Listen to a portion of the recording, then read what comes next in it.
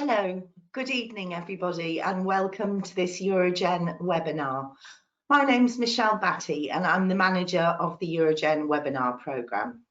And I'd just like to take a couple of minutes to go through a little bit about what a European reference network is and does, because not everybody's familiar with them.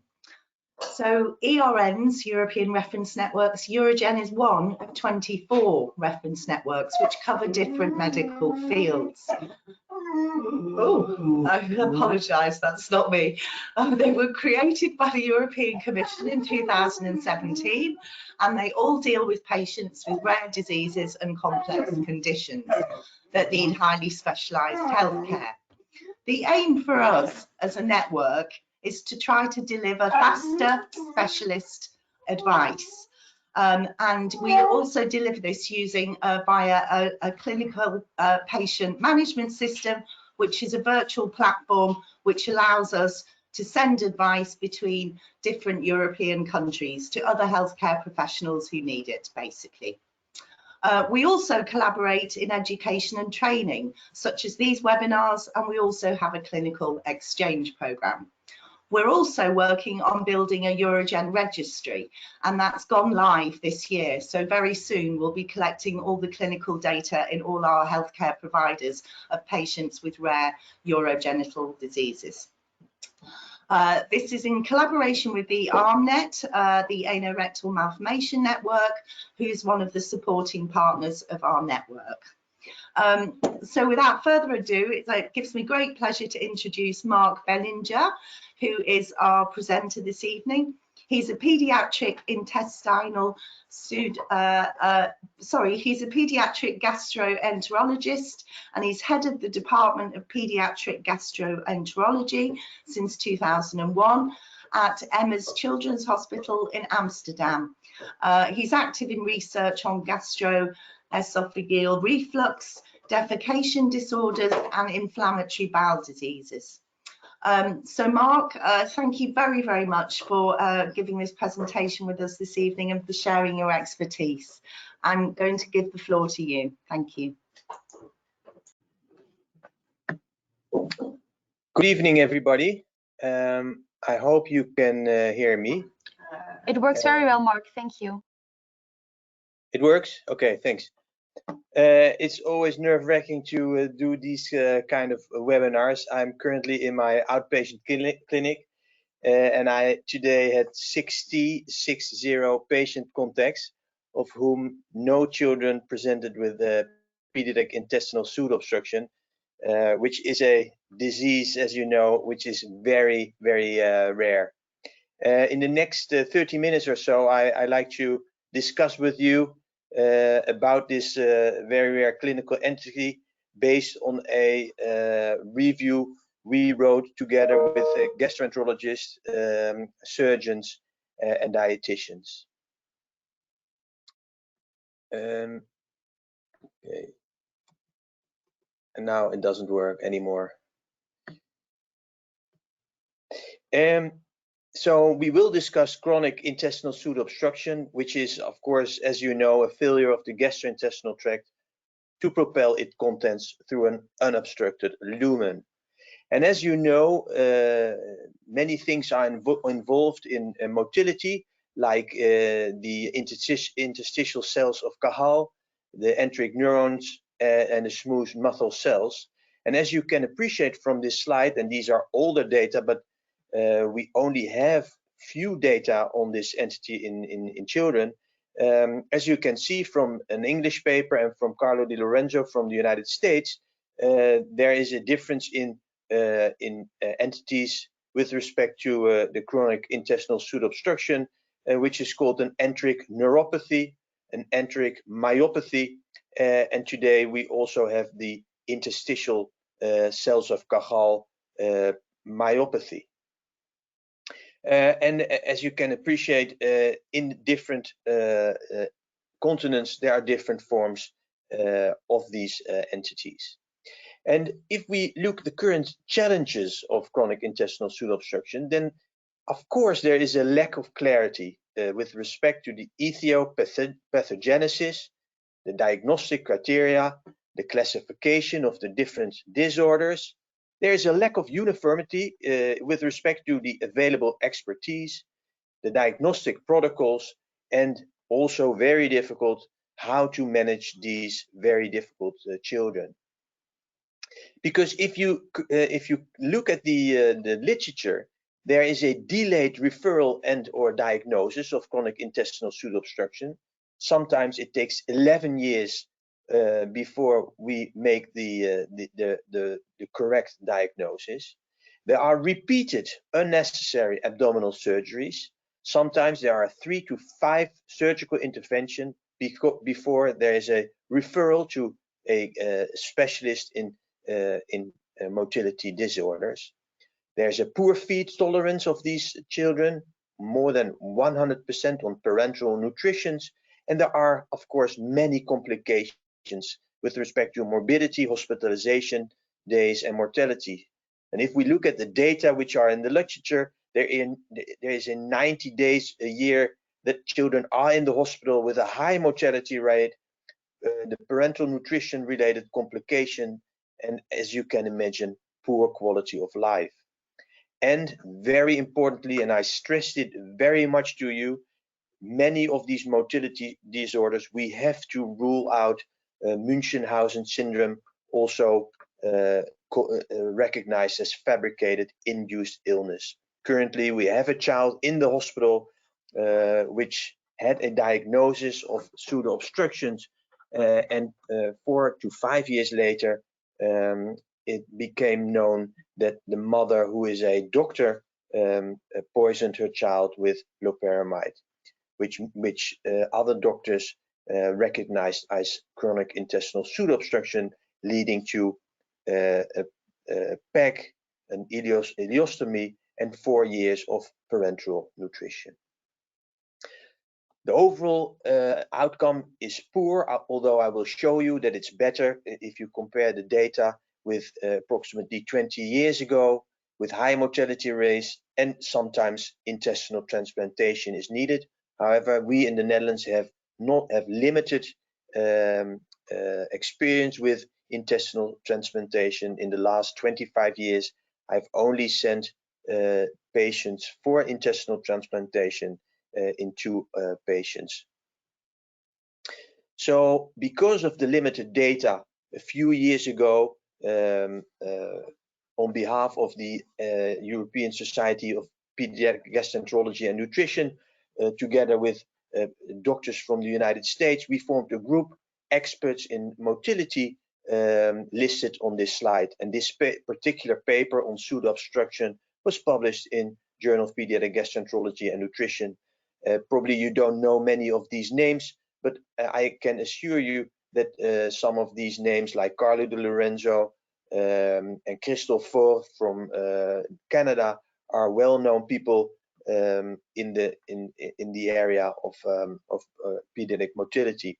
And of course, we asked adult specialists like Roberto Di Giorgio from Italy and Charles Knowles from the UK to join us to have a different look at pseudo-obstruction when comparing our data with adult data.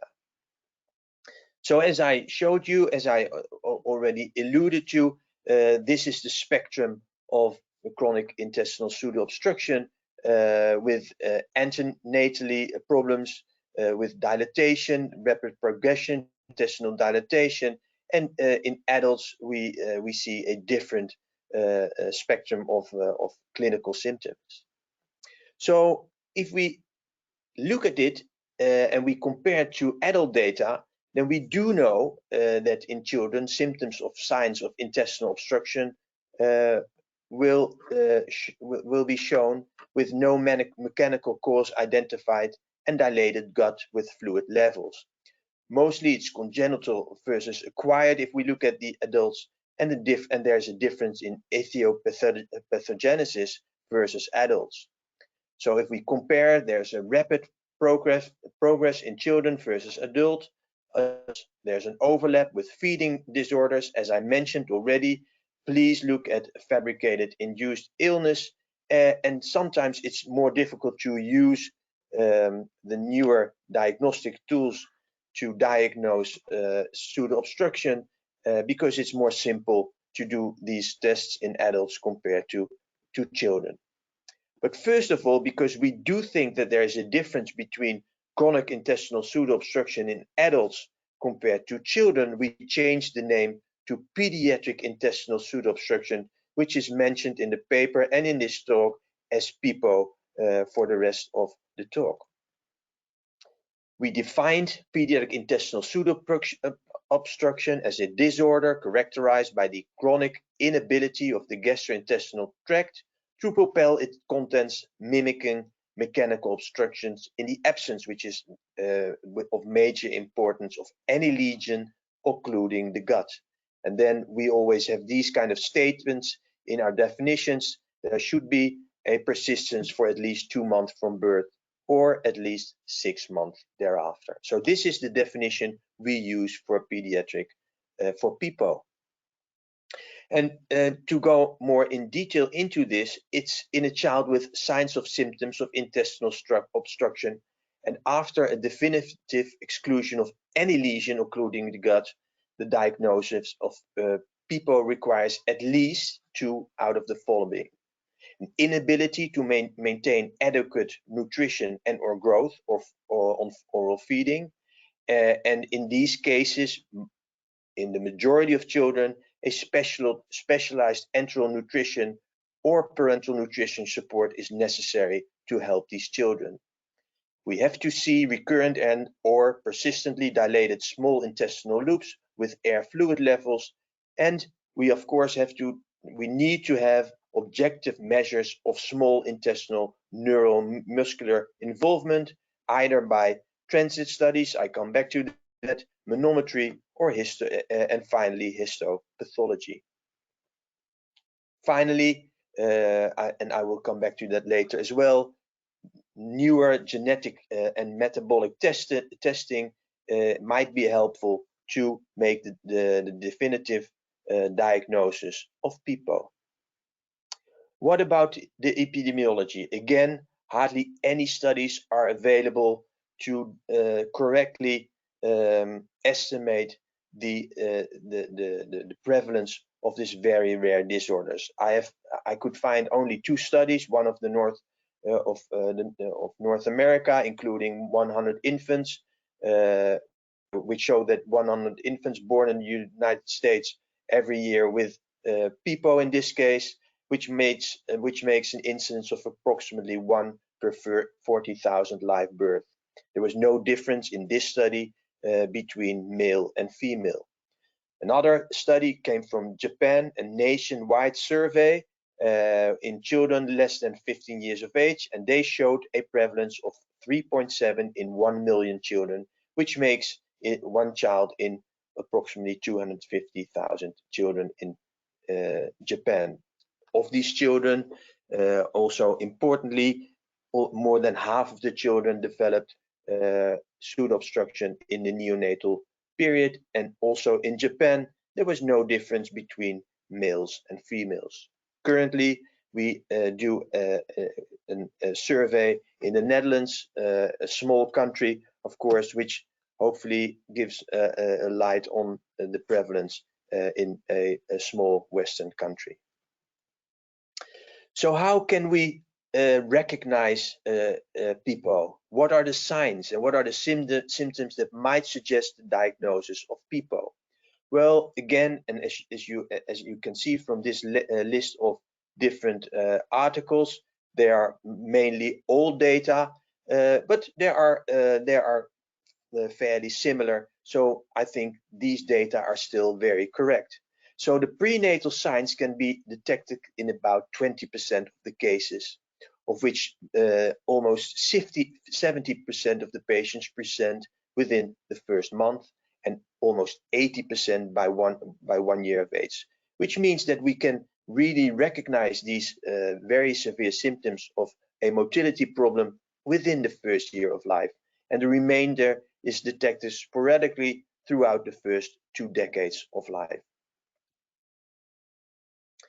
So how can we recognize earlier in life if we probably have to deal with a pseudo-obstruction? Well, you all know that prenatally the diagnosis of a megacystis, enlarged bladder, is often associated with intestinal obstruction. So if we see this antenatally, then PIPO comes up in our mind. Another, of course, clinical entity which is almost similar to PIPO is persistent or recurrent obstruction after exclusion of Hirschsprung's disease in children who have a very difficult defecation. Persistent obstructive symptoms after a LATS procedure for malrotation, and very rare symptoms in which they are associated with ptosis, deafness, or an abnormal cardiac rhythm. I've never seen these patients myself, but this came from the literature. So if we look at the clinical picture of PIPO, then again, older studies, but they are quite similar. And most of the studies found abdominal distension, vomiting, constipation, failure to thrive, abdominal pain, diarrhea, and dysphagia. And if we list up all these symptoms together, then abdominal distension is probably the most prominent symptom of PIPO. Vomiting is a second symptom, which is in the majority of patients present in children with PIPO. But again, other symptoms are constipation, failure to thrive, abdominal pain, diarrhea, and dysphagia. Again, I already discussed this in one of the first slides of the presentation. We have to look for a falsification disorder. And this is a beautiful paper, although the number of patients is of course very small. But as you can clearly see on the left panel of the slide, PCF, the pediatric calcification factitious disorder, and on the right side, the chronic intestinal pseudo obstruction, there is a clear difference in symptoms. As you can see, in Münchhausen syndrome, there's daily abdominal pain. It's a there are more organs involved, and there is no dilated bowels, and there is hardly any abnormality seen on abdominal manometry. Again, please keep this in mind. We came across 3 or 4 children in the last 10 years which were sent in, were referred to our hospital for pseudo-obstruction, but was based on a pediatric falsification disorder. So what do we need to diagnose PIPO? What about abdominal radiography, contrast studies, intestinal transit studies, manometry, histopathology, genetic testing, and surgery? Well, first, of course, we have to do abdominal radiography, because as I already showed you from the symptomatology, almost all patients have a dilatation of a part of the GI tract, and this is of course visible on radiology. In many of these children, we can recognize air fluid levels in most of the patients diagnosed after the neonatal period, as you can see from the data on this slide. However, we have to admit that in the very small children, sometimes or in the majority of patients, no dilatation was seen in children younger than 2 months of age. So the recommendations, as described in our paper, that abdominal radiography should be routinely used in all patients with suspicion of PIPO as first screening to identify dilated small intestinal loops. A practical point is that air fluid levels are better visualized in the upright position, and as I showed you, the air fluid levels may not be seen in very young infants.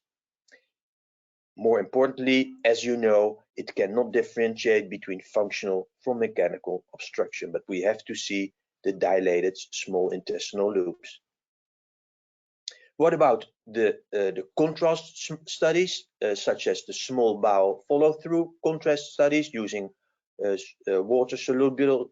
This should be routinely used. We recommend to use this routinely in all patients to assess the extent of the intestinal dilatation, to exclude organic lesions, including the gut and malrotation, but should not be used to assess transit.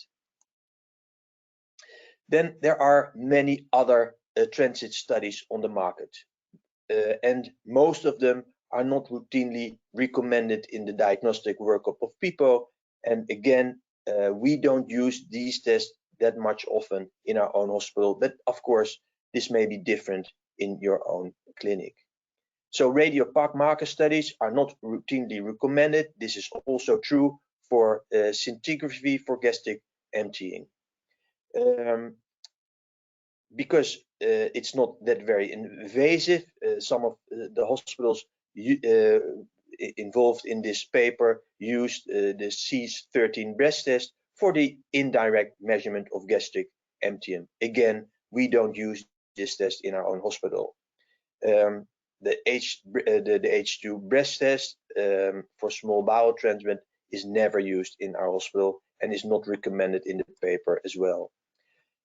You probably have heard of the wireless capsule. Again, this is a very promising tool. There's one paper from the United States which showed it is helpful in children with motility disorders. However, there's a lack of data, so therefore it's not recommended yet to use for the diagnosis of PIPO.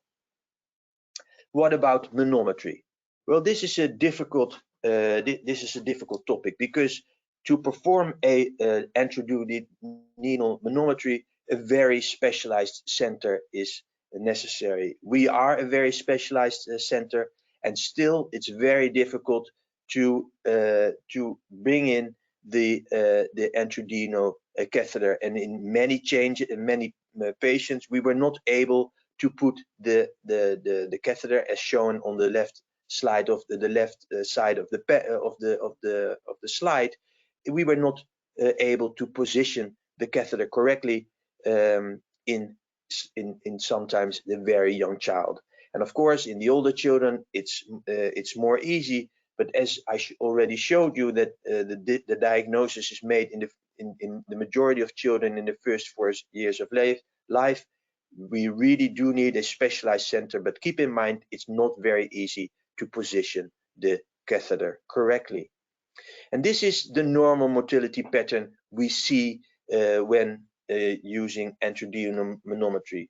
The most important part of the slide is the phase 3, which is listed here, and you can see a movement of motility, of small bowel motility from proximal to distal side of the gastrointestinal tract. And this particular pattern is characteristic for a normal motility in a healthy child. Currently, we have new catheters, the high-resolution manometry catheters. They are much more expensive, but very helpful in recognizing the motility patterns, both in the esophagus, the stomach, the small bowel, but also in the colon. This is a typical pattern of a myopathy. We do recognize although not very normal, phase 3 activity, but as you can appreciate, there are no other signs of contractions on this manometry pattern side. Again, we do see some movement from proximal to distal. And this is a typical pattern, a chaotic motility pattern, which is characteristic for a neuropathic form of pseudo-obstruction. And if you see this pattern, you immediately know that this is a characteristic pattern for, again, neuropathic PIPO. So, although it's difficult, we suggest to perform in all children, try in all children with presumed PIPO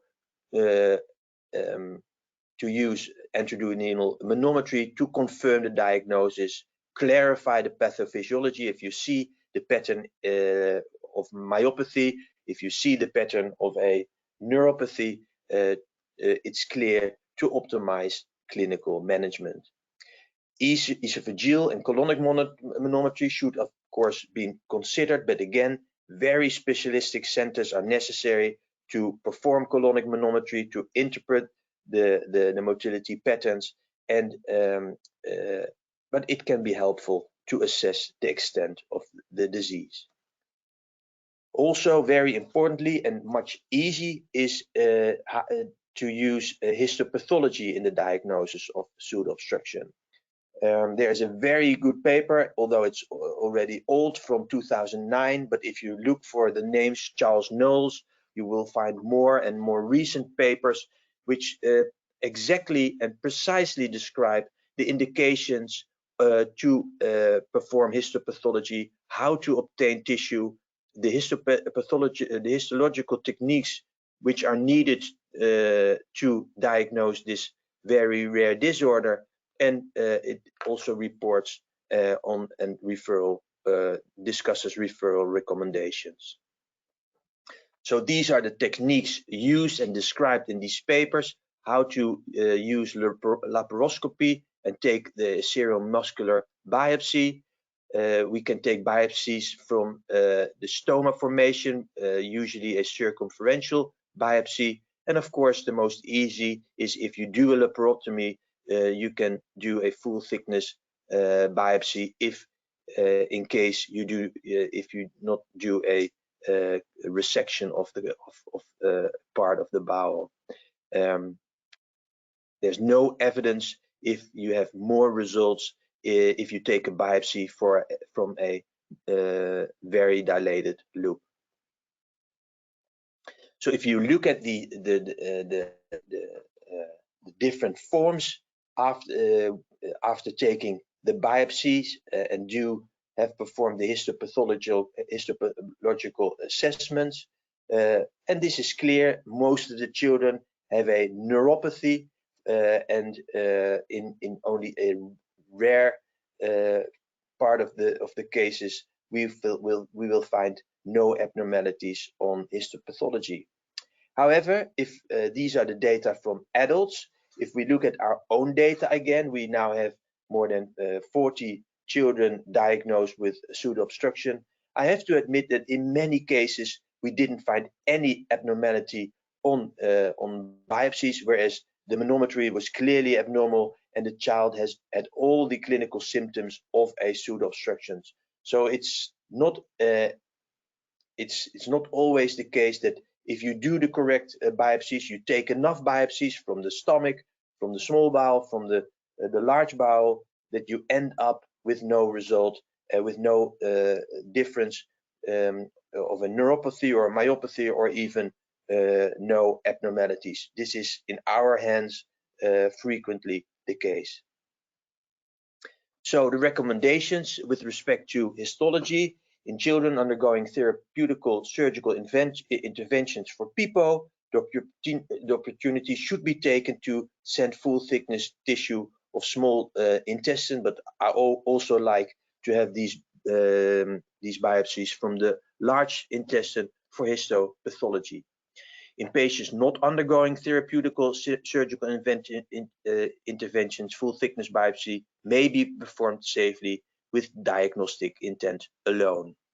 And of course, and this is also very important, we do exactly the same as written here. We send our biopsies to reference centers with expertise to undertake a full neuromuscular series in accordance with international guidance. There are specialists in, for instance, a Great Ormond Street Hospital who look at these biopsies more frequent than we do in our academic center in Amsterdam. Of course, what we always do is take a rectal biopsy to exclude Hirschsprung's disease. And this slide shows you, this is quite new, this slide shows you the genetic abnormalities found in the literature so far. The most common is the actin G2 mutation, which can be found in most of the visceral myopathy, but the Italians, Roberto Di Giorgio, described in a very nice paper the existence of a mutation in the RED21 gene. which is described frequently in the group of Italian patients with pseudo-obstruction. So the message of this slide is please look at these mutations, and in many of these children you find abnormalities. This is a very nice paper which was published only a few months ago, where they looked at the different mutations, in this case the actin G2 mutation available, and compared these with the actin G2 negative patients. And as you can see, there is a difference in these patients because the actin G2 positive patients had, in the majority of patients, the diagnosis could be made prenatally by ultrasound. The majority had a microcolon, megachystis, and needed long-term home parental nutrition. So this study shows you a little bit that the kind of mutation leads you to better recognizing pseudo-obstruction, and could also be used to inform parents what they might expect in the next years. So having discussed diagnosis with you, of course, I like to discuss the management of pseudo-obstruction. Nutrition is, of course, of major importance to preserve growth and development. I will discuss enteral feeds, parental nutrition. We have to discuss medical therapy, the surgery, and of course also psychology. And another other thing we have to discuss is we need to prevent complications of home parental nutrition, like sepsis, but also look at bacterial overgrowth. Very, very much important, and this is also discussed in depth with our group of experts, is that these very, very difficult children should be managed by a dedicated hospital-based special and then very special multidisciplinary team, including a pediatric surgeon, a pediatric psychologist, a nutritionist, how do you call it, people who can help children and parents to help them how to work from home, and so in close partnership with the community services. But we do need, and I stress this, a multidisciplinary team, because the disease is so terrible and needs very much attention from all specialties. A thorough knowledge, have these people of all the available tools and requirements, and to utilize the different strategies like the diet changes, enteral feeding, and parental nutrition. So first, I discussed in short the management using nutrition. There's of course a critical role of nutrition in PIPO, because we need to look for growth and development, the never known recovery of gut function, and as you know, that gut motility improves with optimal nutritional support and declines without the optimal support of nutrition. And of course, if your hospital is experienced in parental nutrition, then we do know that experience is associated with a reduction in related complications. And most series of PIPO children, they do use a mix of enteral and parental nutrition, which is of course in favor compared to those children who only receive parental nutrition. So we like to highlight that we do want to have maintain enteral nutrition and a maximal tolerated without compromising bowel function, and of course avoid zoar formation. What about parental nutrition? My experience is that it's very much life-saving, especially in the first very difficult years of life, and some of the children can be weaned off parental nutrition after the surgery. However, there are significant risks of complications. You all know of this: the central line infection, the central venous thrombosis. All children in our hospital receive antithrombotic medication, at start of the treatment, liver disease, and of course death because as a result of sepsis. When which children have more risk using parental nutrition? Well, those children who are very young, less than 2 years of age, with a very short bowel remnant, and in children with a myopathic disease. Why these children are more at risk with a myopathic disease is currently unknown. But again, I have to stress that home parental nutrition is a very safe treatment with a very high probability of survival. Some of my patients who I got to know when they were babies still have home parental nutrition and are now 30 years of age, have a nice life. I don't know if you can call it really nice. They have parental nutrition every day, but they are happy what they are doing. The survival rate has been described in several papers, 1, 5, and 10 years, and as you can see is high, 90, 70, and 60% of the children reported a survival rate after 1, 5, and 10 years of follow-up. To me, surprising. I don't know if the studies were done properly or that parents didn't answer the questions properly, because I find it very difficult to understand that there is no difference in health-related quality of life in these children when compared to healthy controls. This is for me a complete surprise. But again, we also found this in our studies. And this is what the results of the studies tell you. Well, then I have a few slides on the pharmacotherapy of pseudo-obstruction. And again, this is very limited because there are hardly any data in children. Of course, we like to control intestinal inflammation, suppress bacterial overgrowth, and of course, there are medications who promote GI motility. And there's a long list of medications used for these children, and the main experience is in the adult population, and we of course copy or mimic the drugs they use. But we have to be honest, there is hardly any data on the effect of these drugs in children, but again, we use them sometimes, and in many of these children they are not successful. But this is the list used by adults, but adult gastroenterologists and pediatric gastroenterologists in treating these children. Again, none of these medications are tested in children, and some of these drugs have unacceptable extra-intestinal side effects. What do we use? Well, of course we do. We use pain medication.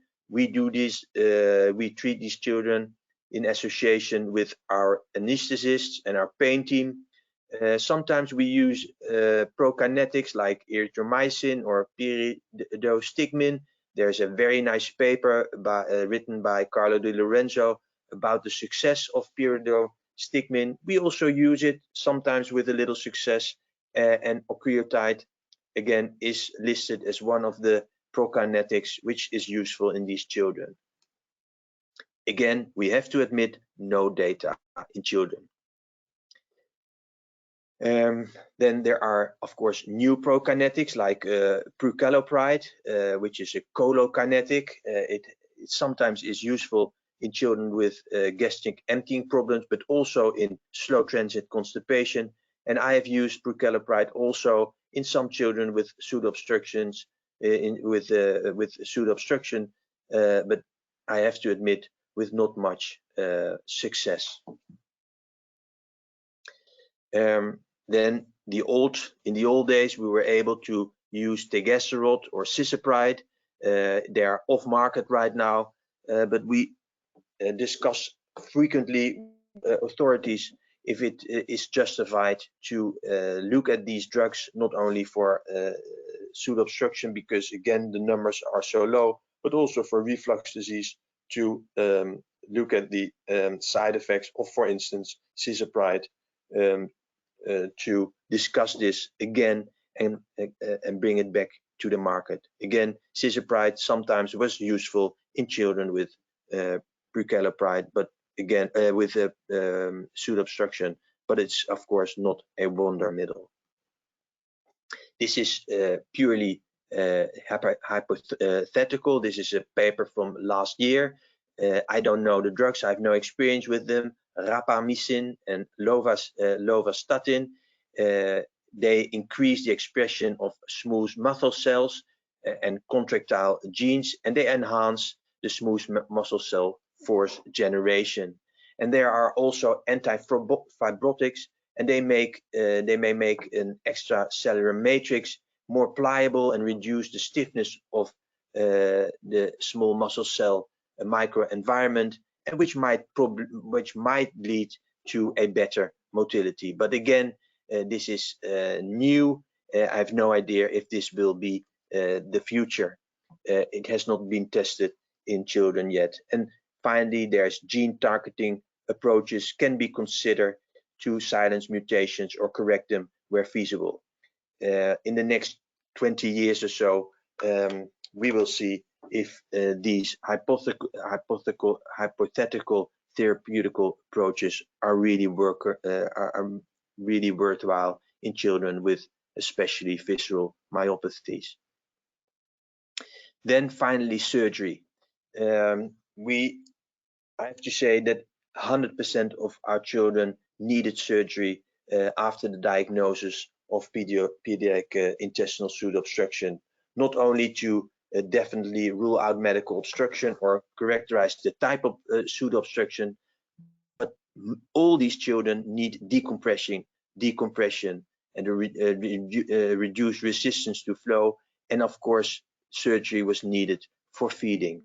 It improves symptoms, it reduces the episodes requiring hospitalization, it improves the feed tolerance, more importantly in neuropathies than in myopathies, but again it helps in both clinical entities. However, we have to keep in mind that there is a high rate of prolapse, obstructive symptoms, and revision is frequently necessary after a surgical intervention.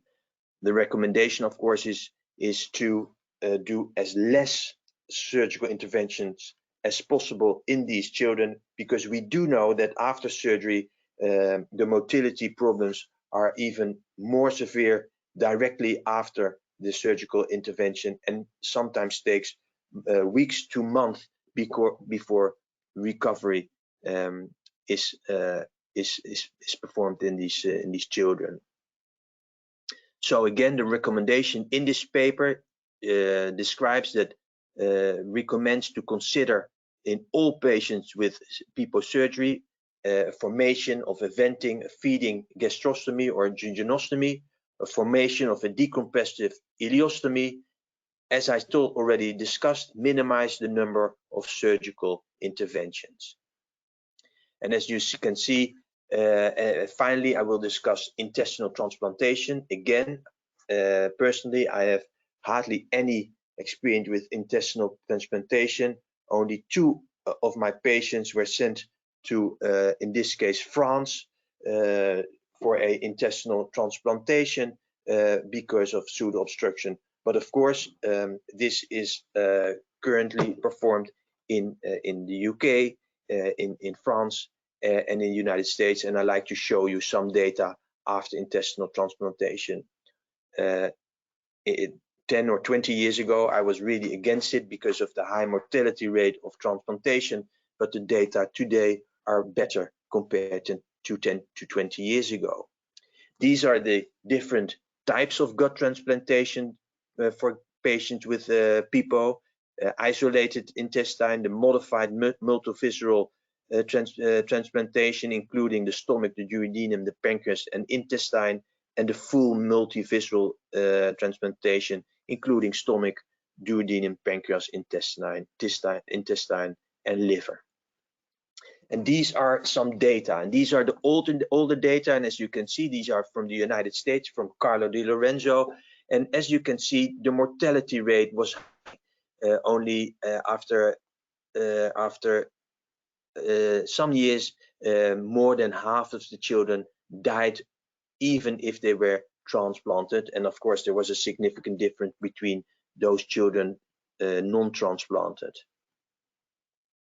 And what did it look like? Well, there was a difference in outcome, of course. What happened with these children? Well, for instance, 21% were awaiting a transplant, but as you can see from this slide, also Münchhausen by proxy, the falsification disorder, was diagnosed in some of the patients in the United States.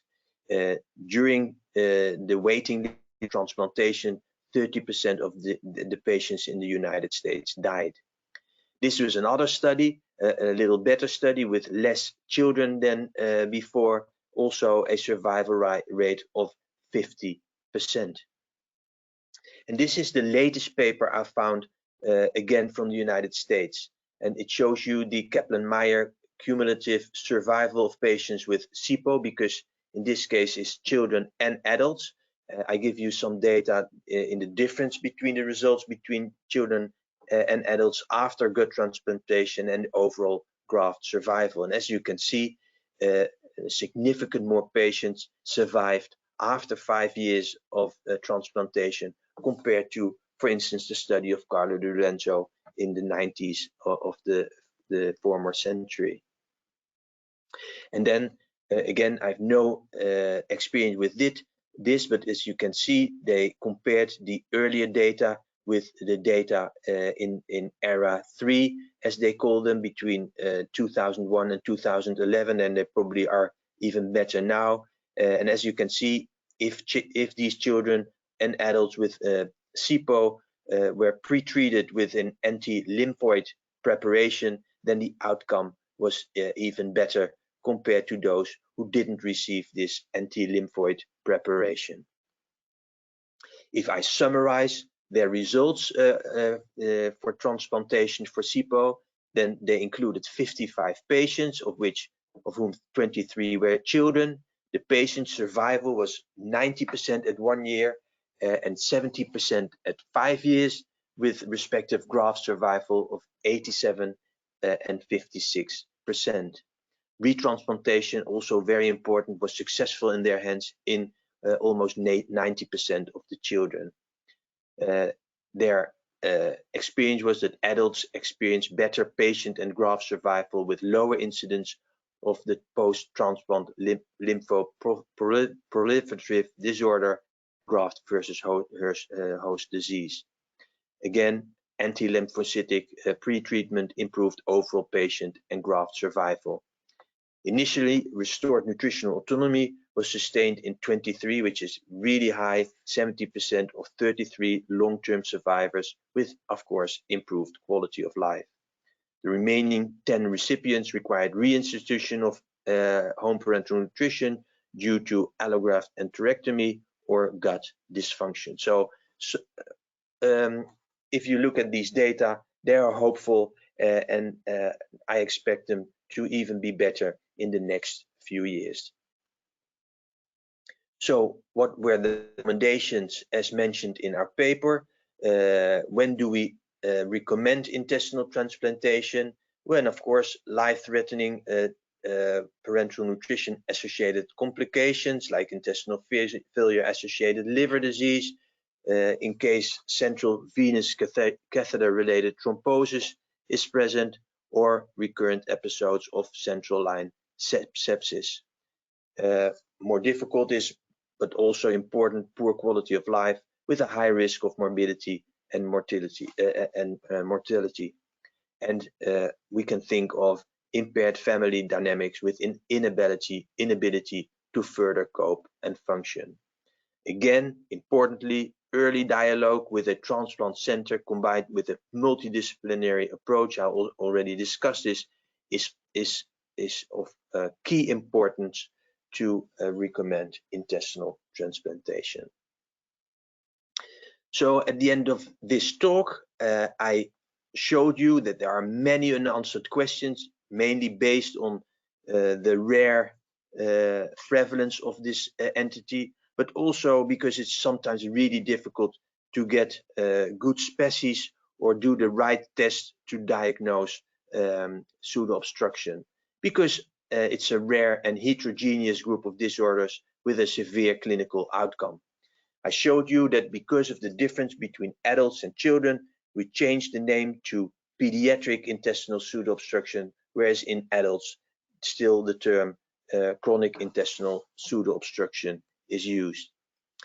We do need a specialized center. We do need motility testing, although it's difficult. And we, of course, need tissue assessment, but please use the papers from Charles Knowles to do it in a proper and good way and send it to a specialized center where they evaluate more of these biopsy than most of the academic centers do. And finally, the management of these children is very difficult, needs 24-hour support of many specialists with respect to nutrition, surgery, and in some cases transplantation. We don't know yet what the best and optimal way is to use our drugs, and hopefully there will be some trials in these children with an international collaboration to know better which medications might help a little bit in this very difficult patient group. I thank you very much for your attention, and I'm of course available to answer your questions. Thank you very much. Thank you very much, Marc. It was wonderful and went all technical well. I did already have 2 questions. I sent them through to you. Can you see them, or do you need me to read them out loud? Oh, wait a second. I press this. Let me see questions. If I press this button, expand. No, I can't see the questions. Okay, then I will read them out loud to you. First one of Udo Rolle. Dear Marc, thank you very much for this very interesting talk. I might have missed it, but what is the true incidence of CIPO? Well, Udo, thank you for this question. It's a pity that I can't see you, but I will talk to you in a few weeks. Udo is a hockey specialist, which is nice. So if you have questions for him about hockey, then you can call him. He's in Germany. I showed you. I only showed you the data from North America and from Japan, and that's the only data we have. So in Japan, it's 1 child in 250,000. So that's the only data there is. So this is the answer I can give you. It's not very much, but this is it. Okay, thank you. We have another question from Daniel Aronson. Hi, Marc. Thank you very much for this very interesting overview. Why are biopsies so often disappointing to establish a diagnosis? Can pathologists distinguish at all a neuropathy from myopathy, leiomyopathy, or caudalopathy? Oh, it's very nice that Daniel's here. I didn't see him for a very long time. We were in the past we were working together. Very nice working together. So I hope you are really well. Still living in Amsterdam, I don't know. And the question is very important. And I don't have a good answer. I can only answer the question in 2 ways. I see probably 300 new patients with constipation every year, and they are in most cases the very difficult constipated children. So they have definitely no pseudo-obstruction. They have, in the majority of cases, slow transit constipation. And again, we took biopsies of many of these children, and I'm always surprised that we can't find anything. No abnormalities in the nerves, no abnormalities in the muscles. And the same is unfortunately true in our hands with pseudo-obstruction. So if you look at the data from Great Ormond Street, they almost found in the majority of children, they could distinguish between a myopathy or a neuropathy. But I'm disappointed that I think in 50% of the cases, although we have the clinical picture, we have the radiological picture, we have the manometry picture, and still there are no abnormalities, and I have no clue why this is. It might be that the nerves or fibers or whatever, the filaments are currently we are not able to localize the right technique and to use to find the abnormality. But it's a very big surprise to me as well. So it's not about the, I don't think it's about the setting, although I do think, and I already discussed this, is if we do it in our own hospital, we have less experience than the people from Great Ormond Street. So it might be the case that they look in a different way, they use the different stainings. I have no clue. But again, many of our biopsies were sent to Great Ormond Street, and I was disappointed because in half the patients we didn't get a good answer. So the question is very valid, very important, but I don't have a good answer why. Thank you. I have another question from Anne Dariel. Thank you for this excellent talk. Do you use Pukalopida in young children, and what is the minimal age or weight? Also a very good question, which I'm not. I give you an answer, but it's based on nothing. So the data in children are from studies in constipation, and the youngest children who participated in our studies were 4 years of age. And this is a problem in pediatric research with respect to many of these motility diseases. Parents are not willing to participate in placebo-controlled trials. So in the young children, we hardly have any good data about prokinetics or cholokinetics like Prokalepride. However, we didn't find any important complications or side effects of Prokalepride. So I suggest that you do use it. I can't suggest you to use it in a baby, but I would not be afraid to use it from the age of 2. And then I suggest to use 1 milligram. And then again, you need to see any effect within 2 weeks of time. But you have to keep in mind no data in children of these ages, and you have to discuss this with the parents, I honestly think. And then we have another question from Lucas Matthijssen from Ghent.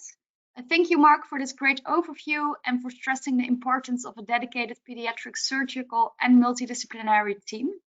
Is there a role for CDrita? And please keep in mind that the Belgian Red Lions are the best hockey team in the world. Best wishes from Ghent. I don't answer this question. I'm so offended that I'm not willing to, but I have to agree. The Lions are fantastic, and I have to congratulate all Belgium with the gold medal. Again, what was the question? About what? About there was a question. What's the role? I have no experience with that, so I've never used it. I can't give you an answer on that. You have to ask the adult gastroenterologist. Okay. I have another question from Ivo de Blauw at Radboud. Would you recommend a specific transplant center? There seems to be a difference in outcome, not only in surgery, but also in post-transplant care. Yeah, that's also a very good question, and that's a little bit a political question. So I like very much the people in France. They have large series, they have a great experience. So this is I don't know if it's biased. Again, they show often their data. There's, for instance, a very nice new paper on their experience on home parental nutrition in severe motility disorders, including CIPO. So this would be my suggestion to send the children in the Netherlands too. I don't know if I offend, for instance, our institute in Groningen, which is also a very good center. But again, we have hardly any experience in these kind of transplants. So I suggest to pick a center which a large experience with this specific transplantation. But again, I'm not a surgeon, so it might be that Ivo can give his suggestion to the audience with which center he would like to work with. Of course, there are very good centers in the United States. There's the people from Cincinnati. There are the people from I think there's a very good in transplant center in Florida. But again, I would go for a center who has a huge experience in transplantations in this particular group of patients, and they have shown this experience in scientific articles. Is this but I like to hear the comment of Ivo if he agrees with this. I don't know if this is possible. You are invited. Then I have one other question from, I hope I pronounce it right, Omid Madadi Sanjani. He asked, what is the therapeutic consequence of biopsy? Yeah, that's also a very good question. It's you know, there as I showed you, there is a difference in outcome, there's a difference in complications, there is a difference in the efficacy of home parental nutrition. So to give information to your patient, it's important. Also, as I showed you with the actin G2 mutation, there are certain clinical profiles which are also important to mention. And in this case, this is associated with a visual myopathy, and it gives a patient, but also the doctor, more information about clinical symptoms, prognosis, and therapy. So therefore, I do honestly think that we do need biopsies to get more information. And of course, in future, when even more genetical panels are helpful, then it might lead to different treatments. Okay, and then the last question from Laura Lombardi. She asks what to do with the excluded colon. If I understand properly, so when you take the colon out, is that the question? Yeah, I think so, but yeah, it's on the question only says what to do with excluded colon. Well, I have to interpret this in two ways. There is every 2 or 3 years there's a very nice motility course in somewhere in Europe. There was once in Australia, and then pseudo-obstruction is always one of the topics. Many doctors do think